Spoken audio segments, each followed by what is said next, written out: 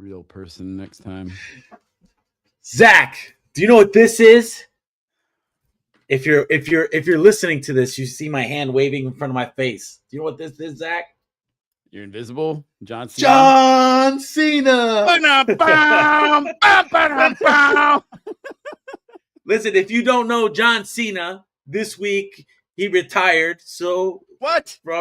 That's what he said. He retired from wrestling. I don't know if he won or not, but my friend was so excited to see his last match because he's like, he's going to the Hall of Fame, and he does this thing where he waves his hand in his face, and he says, "You can't see me."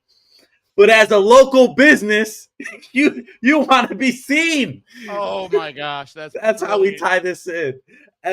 Michael said before the show, like, I got this thing. I'm not going to tell you. I'm going to surprise you. That was good. Yeah, like, listen, you want to be seen. You do not want to be John Cena when it comes to local business. So today we're talking about the local edge. How do you get your presence known? How do you get seen? How do you create attention? Where do you go? So Zach, let me ask you this question. If your furnace goes out, if you need a new roof, if you need new windows, where is the first place you go when you need to find something? You know, that's a phenomenal question. And when you ask great questions like that, they demand great answers. Demand great answers. So that's a fantastic question. The first place you're going to go is, to your head. Who did I use in the past that really took care of me? Did I have a good furnace guy? Did I have a good roofer that really took care of me? And if you did, that's probably where you're going to go. Now, if that person didn't stay in touch with you and you've forgotten who that is, I might call up Michael if he's my neighbor. Hey, my furnace just went out. Who's a good heating and cooling guy? So these are the places people literally go, and we have the stats to back this up. Number one is the people who have taken care of you. Number two, referrals, friends, family, coworkers. Number three is what we specialize in. Online. People look online. So it's very important if you're a home service based business that you're number one, you build your database, you take care of your database, you nurture that database. It's not rocket science, and it's not hard. With the things that we got, Michael built out this insanely awesome, easy AI that you can stay in touch with people and it feels authentic. You got to stay in touch with that database. Number two is like, are we teaching our clients, our people to refer us? And so when I was selling real estate, that was a big deal. Like, I wanted to nurture referrals. People would move every 6 or 7 years, but they'd run into people all the time that were looking to make a move. And if I taught people how to treat me, I would get that referral. And so are we teaching people to refer a business? But number three, this is the easy button. I should say it's simple. It's not easy. This is the easy button. If you want to like blow the phones up, if you want people calling you, if you really want to grow your business quickly, there are 4 key sources that we're going to look at. So we talked about the database. We talked about referrals. These are the 4 that you want to look at. Number 1 is going to be your Google Business Profile. Now, the cool thing about the Google Business Profile, it doesn't have to cost you anything. It can be free, 90 free. In fact, a lot of our clients don't run any ads on it. You absolutely can. But if you enhance it the right way, you can beat out other companies. And so if they search best roofer near me, you're going to pop up to the top. Best, heating and cooling guy or emergency furnace repair, you'll pop to the top. Number 2 is going to be your local presence site. Now, the local presence site is something that you want to build it out in a specific way. The local presence site, when you do it the right way, the local SEO will help you rank, which will help your Google Business Profile and some of the other things we're going to talk about soon too. But Michael, I'm going to have you talk about this. The calls to action, the things that get people to raise their hand, what we call the MOFers, the MIFKIs, the things that you built on the site. It has to be a site that actually converts. You could have the best website in the world in terms of like thousands and thousands and thousands of people going to it every second. But if none of those turn into actual clients, if none of those turn into appointments, it's a complete waste of time. Talk a little bit, Michael, about what we do to enhance it, and then we'll go into the other 2 sources. Yeah, a couple things. Well, one, I have a buddy, and I think you told me this. Like, hey, if you say a phrase more than 3 times, you can own it as your own, right? So, but I'm still gonna give this guy props. So I have a friend who told me one time, because we, when we first started out, we thought design, we need something to look cool, we needed the nice graphics, we need the new art, the newest video stuff and animation and all this other stuff. And he said, design without results is just art. Oof. And it goes the same for your website, right? You can pay tens of thousands for a website, but if it doesn't convert, it's just art, right? It looks cool, it looks nice. And I remember he would tell people, he said, I could put words on a page, just words, and they will convert better than most people when they create like the most fancy graphics. So that's what you have to think. When you look at your website, when you look at your materials, whatever you're doing for marketing, is it creating some type of result? And we can go deeper into that in another episode, but there's a whole formula, there's this whole strategy on what that looks like. So that's important. What was the other thing you wanted me to say? Well, hang on. Let me add on to that. So like when you talk about those words that are on there, we got to get into the head. We got to play a little bit of a psychologist, as business owners here. If, Michael temporarily lives in the frigid tundra up north. Michael lives, up in Ohio. I live in Michigan. Michael's smart. He's going to be moving back to Florida.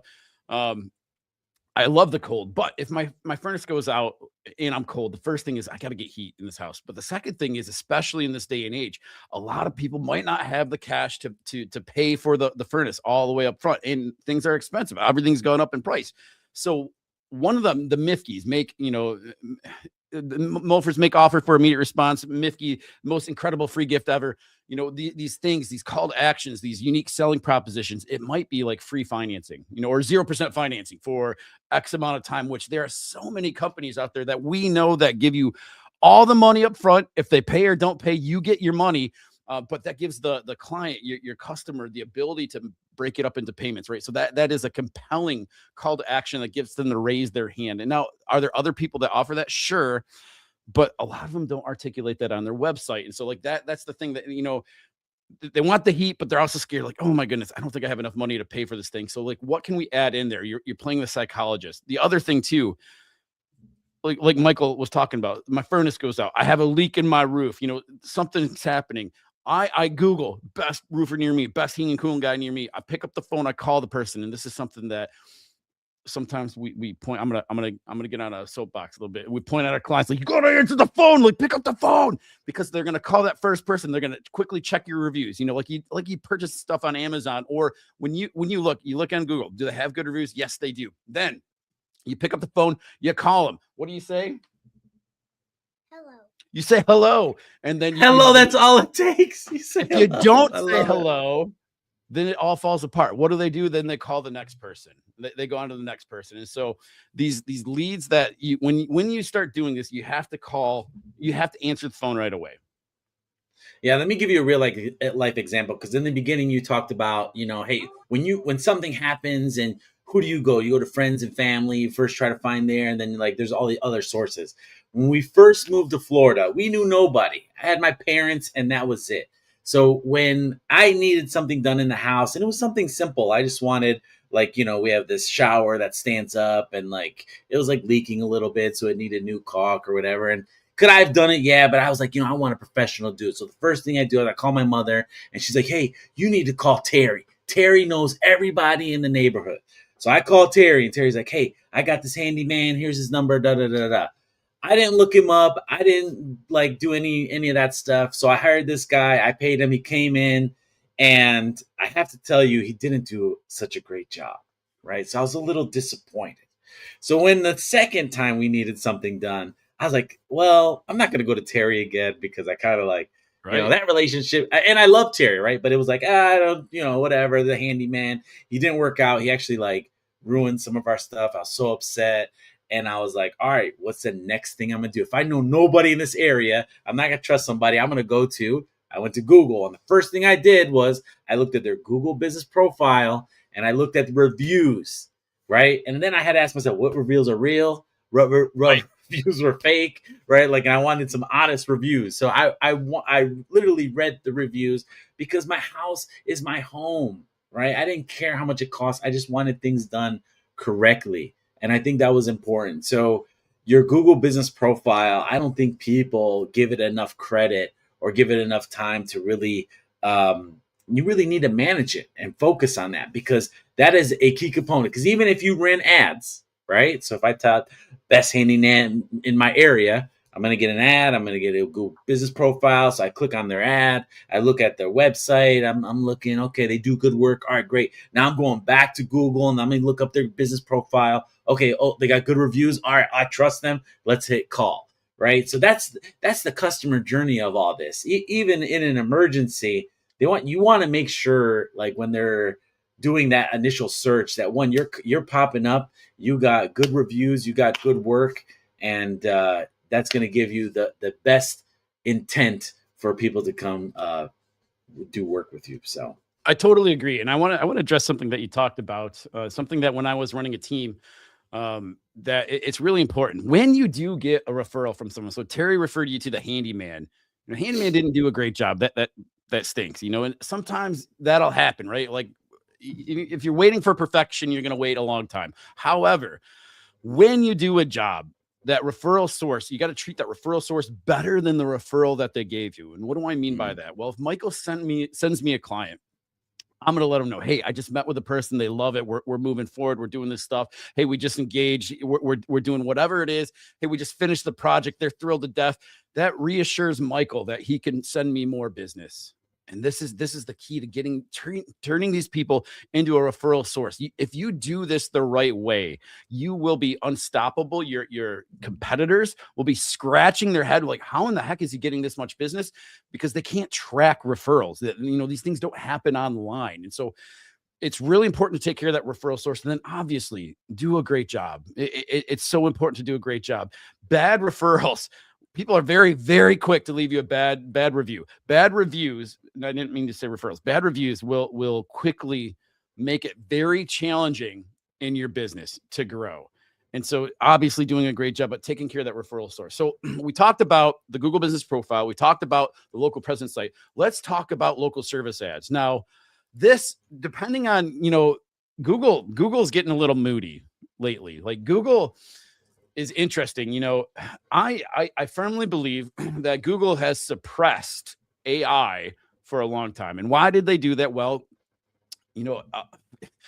for the people the vast majority of people that use Chat GPT, they use it like a Google search. Like, tell me about blah, blah, blah, blah, blah, and then Chat GPT will spit out this thing.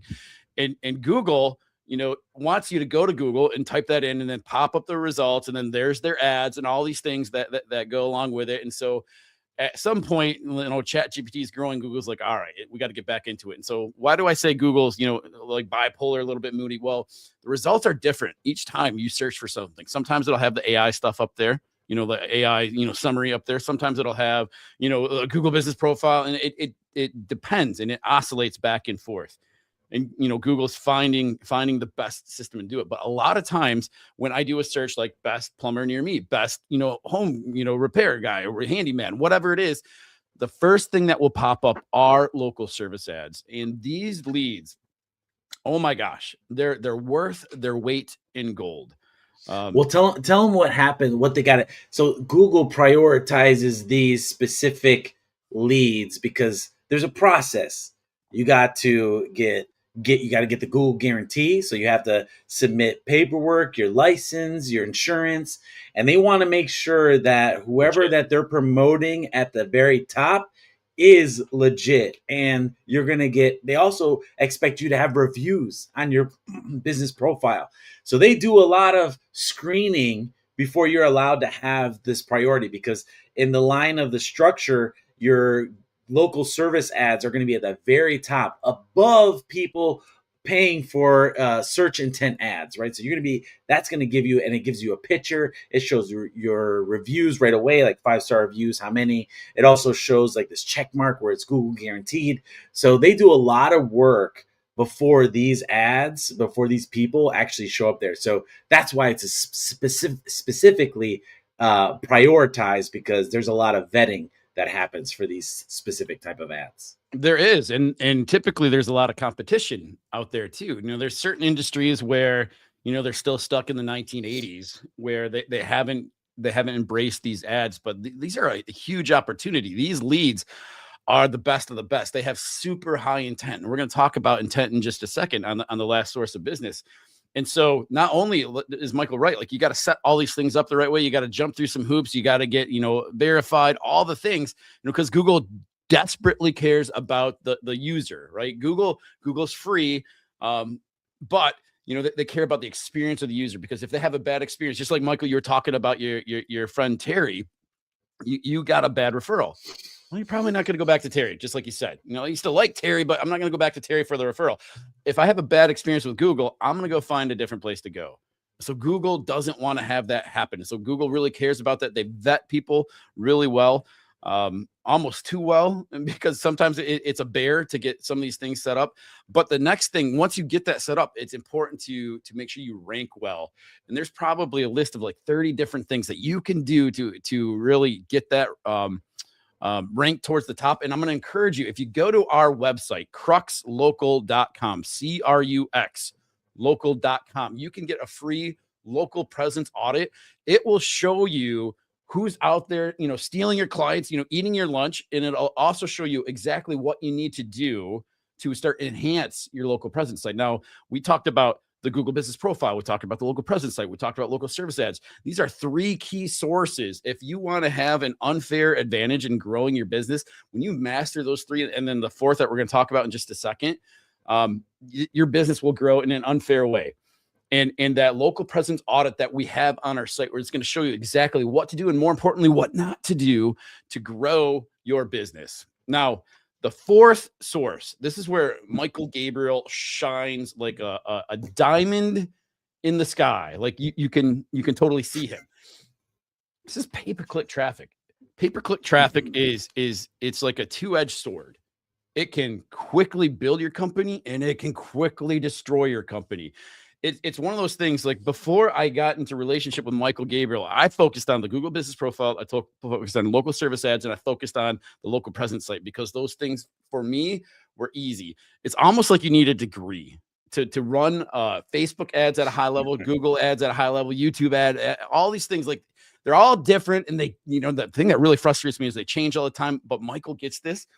When done right, this is probably the most dangerously awesome thing you can bring into your business when done right. So can you talk, Mike, a little bit about that 4th source of traffic in terms of enhancing your local edge for visibility? Yeah. So we're really talking about keywords, right? When we're searching, when we're going to Google, we're typing in, best, home remodeler near me, or kitchen design, or bathroom design, or whatever it is. You're typing in these keywords specifically so you can find a result. So those keywords is that next component. It's like, when these keywords hit, let's show an ad that's related to the keyword. Now, the goal of all this is to take up as much space as possible on Google, right? So if you start with your local service ads that have the most priority, the next piece is probably going to be your Google keyword search, your pay-per-click ad, and then below that is your Google My Business.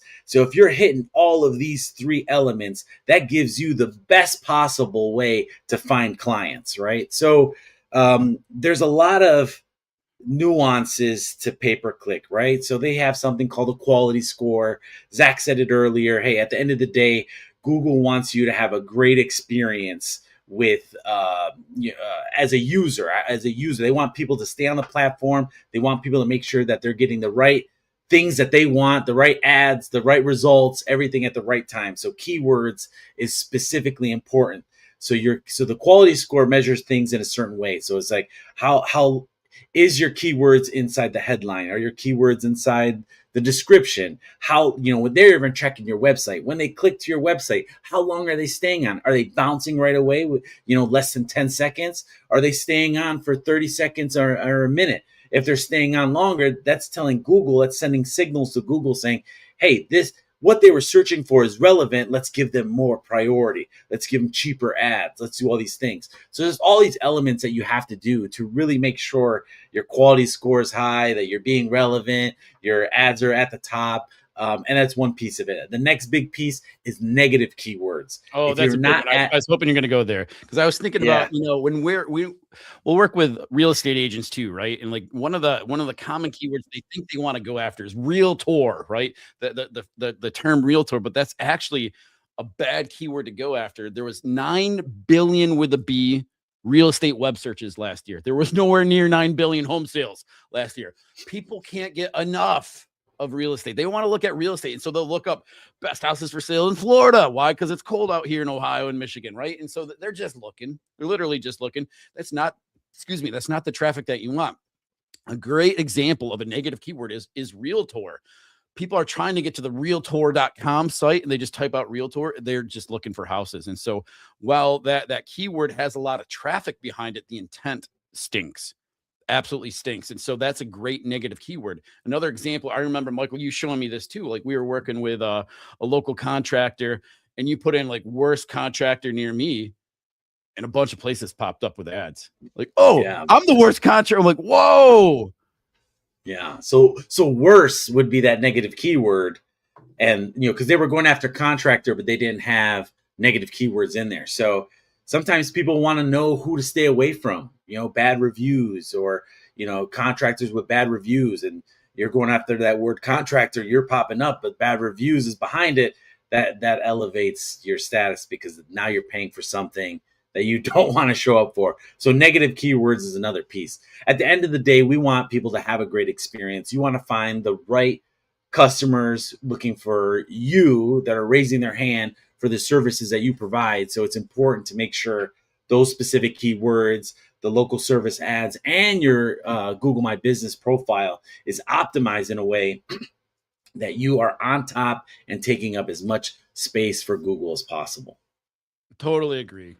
So if you, again, want to see what competitors are eating your lunch and you want to come up with a roadmap to make sure that they're not anymore, cruxlocal.com, CRUX local.com. Go there, do the local presence audit. It's totally free. You'll see, like I said, what to do, more importantly, what not to do. More than happy to break that down with you. We have zero pressure sales with us. If it makes sense to work with us, great. There's a certain type of client that we're looking for, that we really love to grow with, but we're willing to help anybody on this. Like this is something that, there's a lot of people out there that love sports and that's their thing. Like they can't get enough sports. Like this is my sports. I love this, where, we could play Monopoly or we could play real life Monopoly. And that's what we're talking about. Right. And so I love to help people. If it makes sense to work with us, great. If not, if I can help you out, I'd love to help you out too. So go to cruxlocal.com and fill out that local presence audit. And then we can take a look at what to do to really help your business grow. CRUX local.com.